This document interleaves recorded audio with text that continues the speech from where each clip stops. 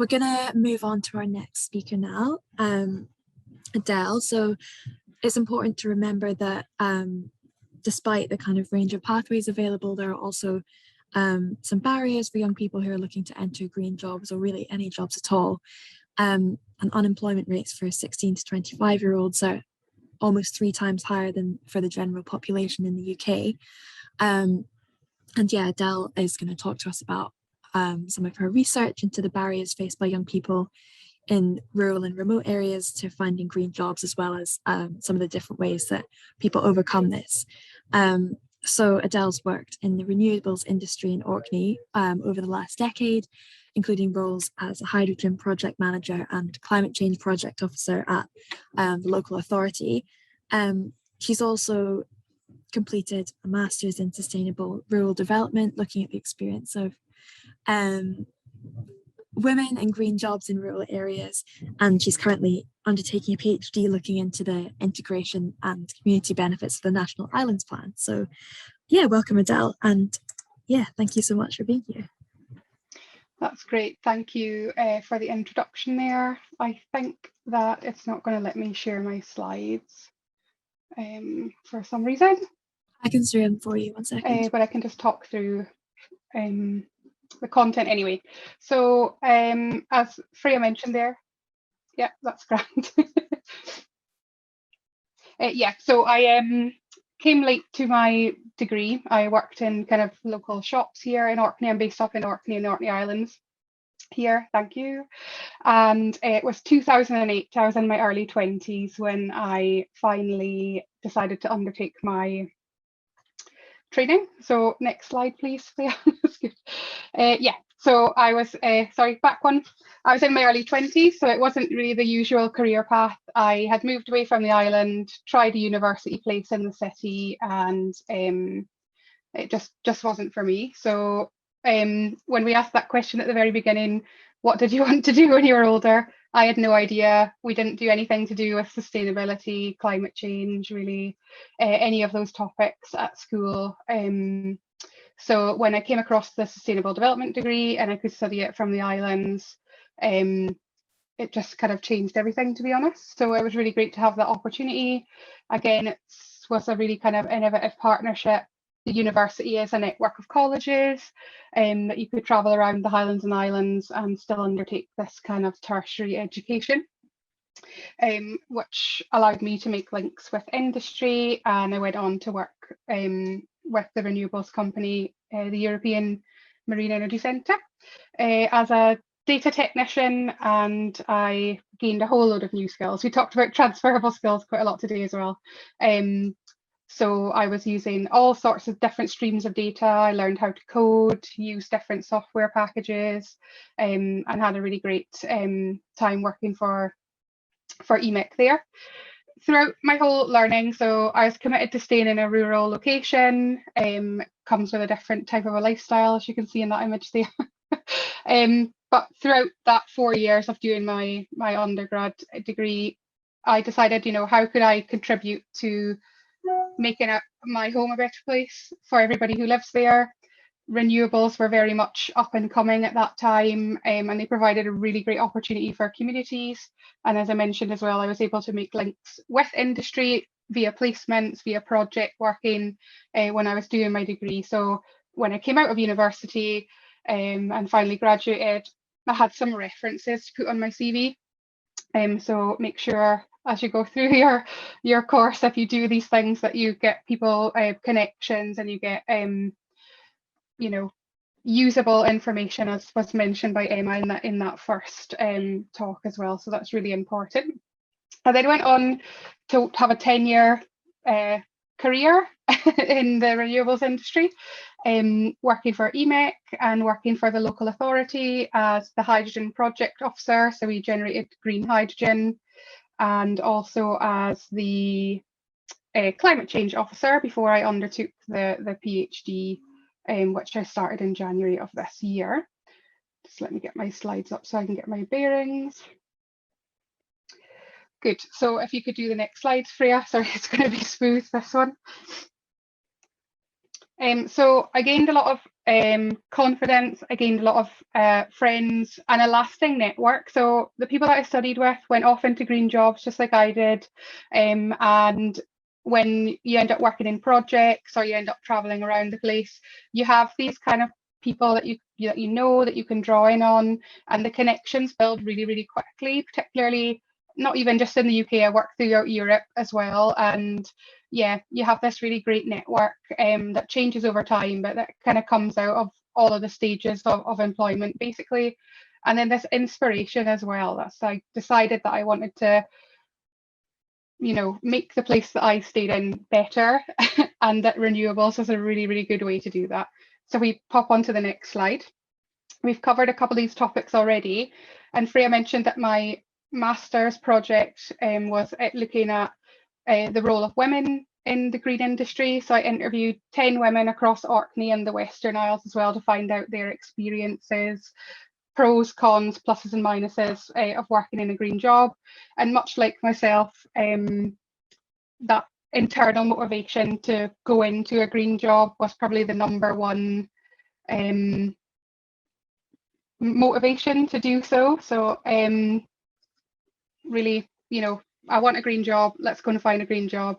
And the way that those women had entered into green jobs was very diverse. Some people had professional qualifications, some people had worked at the Merchant Navy, some people had done degrees, there was people with PhD level degrees. So really there was no clear route, and much like myself, there wasn't really, you know, a step-by-step entry into that kind of green job. The lifestyle was important, and all of the people that I interviewed had a really great continued access to education and training throughout their career as well. And yeah, they had a lot of highlights. So some of my highlights on this slide of being a woman in the green job as a representative for the industry, campaigning for renewables, speaking all over the world. We've had television after television after television, an interview, come to see what we're doing in the Orkney Islands, and then just being an advocate for climate change, much like we're doing today for all different groups. So from the very technical, government level, students, people who are looking into the green employment and looking for that kind of inspiration, youth groups, all sorts of different things, community groups as well. And as you go along, you just kind of build up this range of experience, and then you kind of gather those skills as you go along. But it's kind of thinking a little outside the box. But that's what I found throughout the master's program as well, that transferable skills, that lifestyle and that motivation to work in a green job were really very important things. And the things that tended to hold people back were kind of access to the services that help support people into work. So mainly childcare was a big one, particularly here in this rural area, but it just kind of highlights, you know, that a green job is not just an engineer working on a piece of equipment, that, you know, we need this whole supportive economy, and that wider kind of sustainability, or that view of kind of reducing inequalities, in order for people to have a pleasant working experience and to be able to enter into the workforce as fully as they would like to and be supported in doing that. So that was very clear throughout the research, that carried responsibilities, and that the workload is fairly high in green jobs. So we're looking to add people into the workforce so that people are not having to take on more than one person's role of work. And another really important point as well was volunteering. So particularly where it was things like ecosystem services, maybe people who are working out with organisations like the RSPB or Nature Scot, looking at water courses and things like that, tree management, all those types of roles. You know, so it's people who had volunteered then went on to access kind of more permanent job contracts as well. So pluses and minuses with everything, but it's just about gaining that experience, gaining a bit of confidence. That came through quite a lot in that work as well, and having that motivation to do so. You could move on, Freya. So we've talked about this, I think, everybody in the next one. So if you just skip all the way through, what is a green job? We've already touched on that. One more click. and that'll bring that up there. So interestingly, through the work in the Masters programme, the Scottish Government in particular has a huge focus on STEM skills, or science, technology, engineering and maths, because particularly females or people identifying as women are really underrepresented in those STEM subjects, science, engineering and maths. And these are the 5 areas that the Scottish Government is targeted to advance to a net zero economy. So energy, transport, construction, agriculture and manufacturing. Does anybody want to put in the chat what percentage of those job roles at present in Scotland are carried out by women? Bit of an interactive. So of these 5 job roles, what percentage total do we think that women occupy at the moment? That's good, very negative. That's good. 3% actually is oil and gas. Yeah, alone. Almost there, Andrea, 20%. It's actually 22%. So if we're focusing on these 5 net zero skills, we're just going to be embedding the inequality over into the future, which I think is why it's really important to pick up that wider definition of green skills, which will, help with that diversity in the industry. And we know from decades of research that more diverse groups make better decisions, basically. So yeah, thank you for popping up in the chat. So just starting to piece all these different bits together. And then my experience, if we move on to the next slide, Freya, I worked for 6 years, particularly in green hydrogen. So in Orkney and in the Western Isles and in Shetland, we're made up of groups of islands. So it's not just one island for anybody who's never visited. And it's really complex moving around the different islands. It's also very carbon intense because we have lots of ferry transport. We have a high kind of reliance on fossil fuels, diesel heating, solid fuel heating, and all of those things. So it makes these locations really ideal for trialing green ecosystems, which is what we did with the hydrogen. So if we skip on a slide,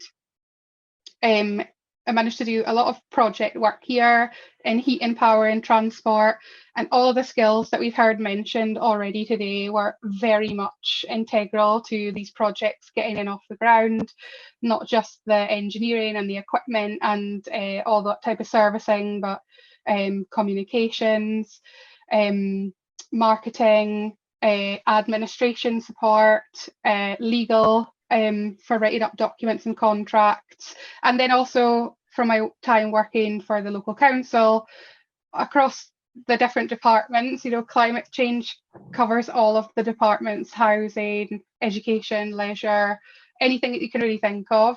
And we called some of those skills in at some points throughout the different projects.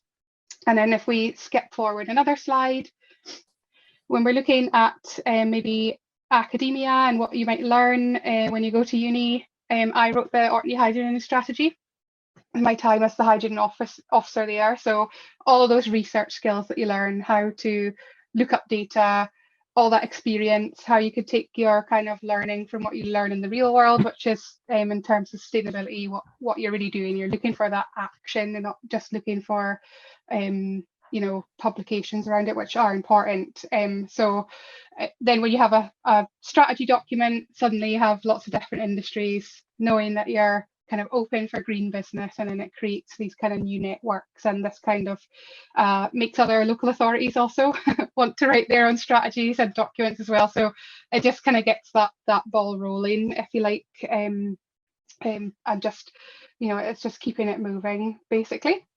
And then on the next slide, the just transition.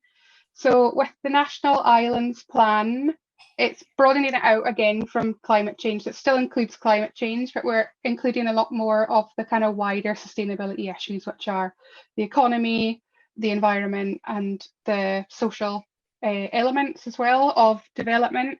So the National Islands Plan has all of those strategic objectives.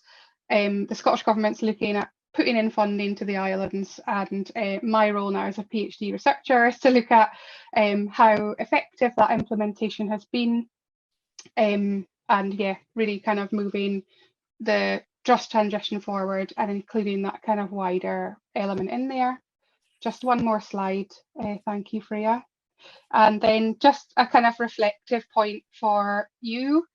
It's about, you know, developing the self-awareness, knowing what your own skills are, keeping an eye and building that network, opening yourself up to opportunities as well, volunteering, projects, like you're on tonight, into these webinars in the evenings, the wider benefits that you can gain from your studies or your experience, knowing what your gaps are as well, because that helps you fill them by courses and all those kind of things.